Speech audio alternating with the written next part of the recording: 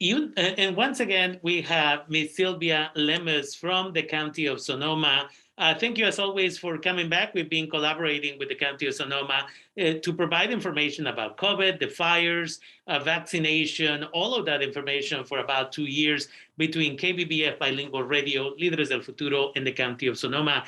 So welcome once again. What information do you have for us in regards to COVID today? Yes, so it's looking better. The COVID data is looking better. It's still in our community. It has been endemic, so people still need to be careful. But right now, our numbers are going lower. So from what we know right now, our daily rate of cases per 100,000 is at 3.1. But there's still a difference between the unvaccinated and the vaccinated. In the unvaccinated community, there's 3.8 cases per 100,000. In the vaccinated, there's 2.4 per 100,000 residents. So our testing positivity rate has also gone down. Right now, it's about 5%. I'm not sure what our HPI rate is right now because they're doing some updates and maintenance to our dashboard. So I don't have that information. We do have, as of last week, we had 20 hospitalizations due to COVID, 2 in the ICU due to COVID. And unfortunately, we did have a few additional deaths. So now our numbers are up to 518 deaths related to COVID since the start of the pandemic. And as far as Mpox right now, we have 45 cases in Sonoma County. Okay. Yeah. And again, this is where we want to remind the community, if you still haven't gotten vaccinated, it is time to get vaccinated. We're moving into the cold season, which means more of us will start spending time with family or guests, friends, other people for the holidays. But at the same time, because of the cold, we're spending more time indoors in general. So please take care of yourselves. Again, if we look at the data from September, we lost, I believe it was 6 individuals. And then in October, we have lost, I think, 2 individuals. And it just happened. And again, we are not even halfway through October. So please take care of yourselves, wear masks, wash your hands, and of course, get vaccinated. And just to remind people that there's still a lot of occasions to get the vaccine, and especially the booster. Right now, it's a bivalent booster that's being given. And so the Roseland Clinic is still open, and there's still a lot of different pharmacies that have the vaccine available. So please get vaccinated. It's really important. In addition to that, Rafael, I want to also let people know that it's flu season. So because it's flu season, if you get the flu shot, so please go and get your flu shot. It's also available at some of the clinics and some of the pharmacies as well. So you also want to make sure you get the flu shot as well, because we don't want people to get confused between COVID and the flu. And that's something that's apt to happen. Definitely. And just a reminder for individuals, the new booster that protects you best against Omicron, you may have some symptoms the very next day, as I did. I was privileged to be able to get that vaccine a couple of weeks ago. I got it on Friday. Saturday, I had some muscle pain. I had some headache. I had a headache.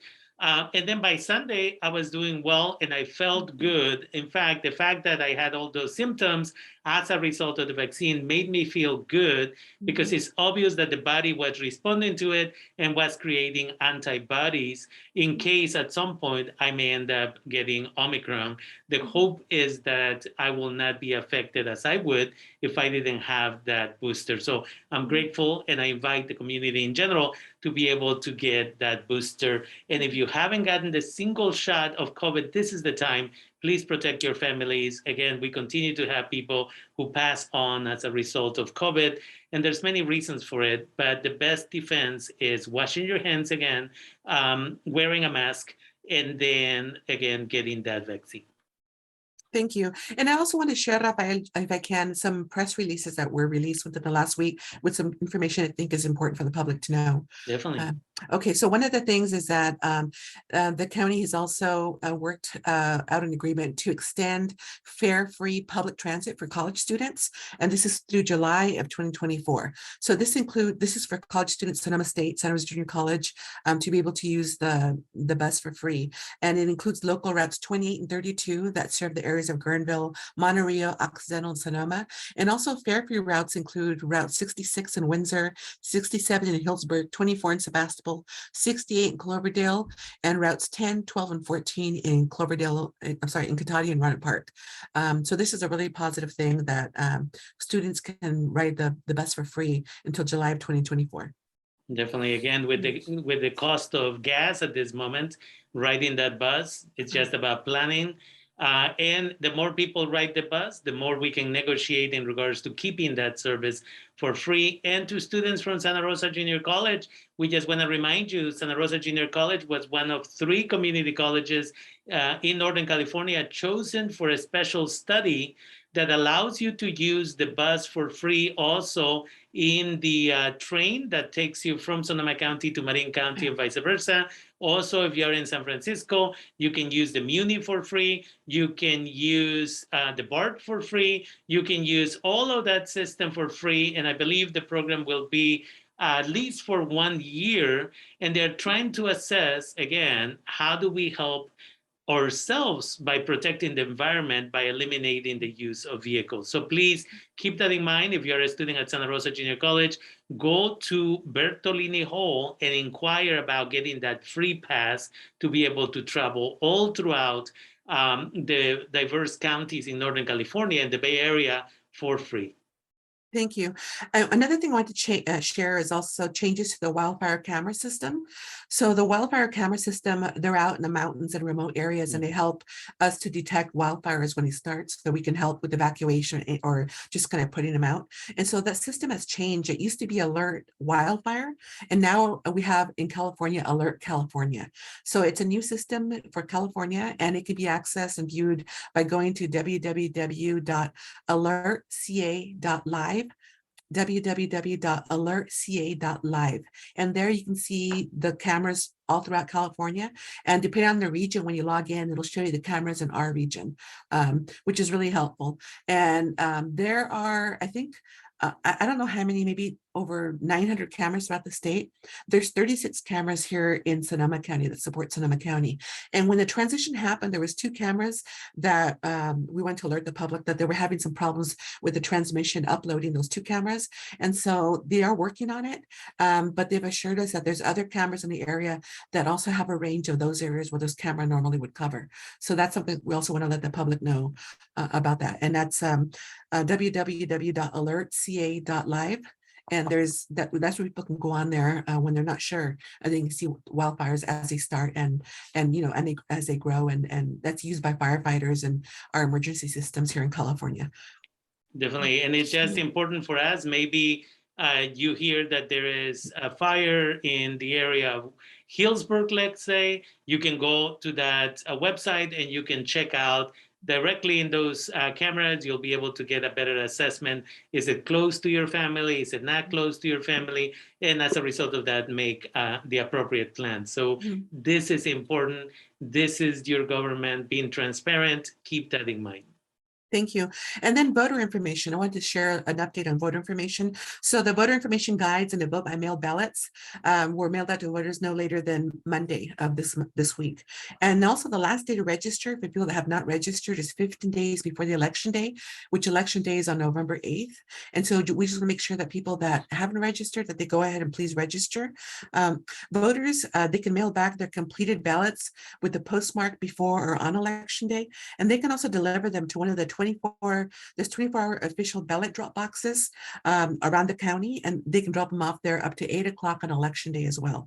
Voters can also opt to vote in person. Even though they get something in the mail, they can also take the option of voting in person at any of there's 7 vote centers that we set up around the county, where you can just go in on and that starts on October 29th, and you can go in there and vote up through November 8th. So that's another option that we have. So we want to remind people about voting as well. And for a lot of people, right, if you go in person, there's such a long list of vote for this, vote for that, this, that, and the other. It's better if you get the ballot at home and take your time, do your own research, and then make the decision. And as it was said, you can mail it back, or you can take it up to 8 p.m., hopefully before that, on election night, and it will still count.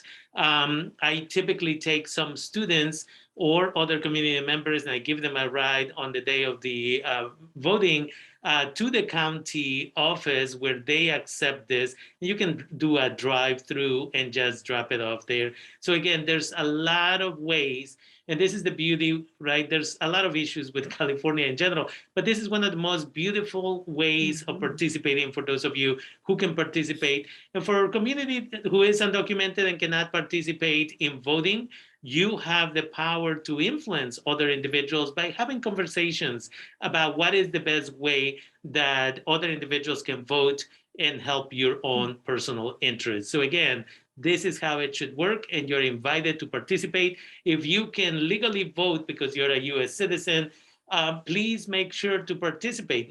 Don't just assume that your vote is not going to make a difference, because you don't know how many other people who are in a position of your way of thinking are going to vote. Among the many pieces that you are going to be able to vote on this November 8th includes Prop 1, which would make a change in the California Constitution about whether or not we want to make it legal for women to be able to have an abortion in the state of California. So again, we invite you to become familiar with all of these pieces before you make a decision. Okay, thank you. And then the last thing I want to also let people know is that the county established a vacation rental complaint hotline. We know that there's been an issue here in Sonoma County. We get a lot of tourists and a lot of property owners and homeowners rent out their homes on the weekends for vacation rentals. So people come in, and a lot of times there's problems. And so we established a vacation rental hotline. It was launched this last week to assist neighbors and ensure compliance with the vacation rental regulations. The number of the hotline is 707-875-6619, and it's operational 24/7. If a neighbor or vacation rental is having an issue with a vacation rental, they should first attempt to contact the property manager or the owner. And if they don't comply or fix the issue, then they can call, especially during quiet hours, from 10 p.m. to 7 a.m. And then a complaint could be submitted through the hotline. What type of complaints could be made? They include loud noise during quiet hours, amplified sound, unsecured pets or nuisance barking, outside fire pit size limits, and lighting fires during outdoor burn bans. Those are all kind of examples of reasons why people may want to call and make a complaint. So why did we do this? We did this because the vacation rental hotline was created because we got a lot of public feedback during the vacation rental ordinance that was approved by the board in August. And so the board decided that they wanted to also establish a hotline so the public can call and make complaints of any vacation rentals that they're having issues with. Again, that number is 707-875-6619. Definitely. And just reminding you that Sonoma County is such a beautiful area. It is super expensive. We know that, but it's such a beautiful area that a lot of people want a vacation here, whether it is a week, whether it is the weekend. And as a result of that, you may have suddenly neighbors that you don't know personally, and you may not feel comfortable approaching them, especially if they're throwing a party that, it's at 11 o'clock or midnight. There are ways for you to, again, get results. 707-875-6619, as you said, trying to communicate with the property owner first, but the backup is this number of it, or if it continues to happen over and over again. So thank you for sharing that information. Do you have anything else? No, I think for this week, that's what I have. Okay. Thank you. I appreciate again that you take the time and you are collaborating with us here at KBBF Bilingual Radio 89.1 FM and on the web at kbbf.org. Thank you, and I hope you have a wonderful weekend. Thank you, Rafael. Have a great week. Thank you. Bye-bye. Bye-bye.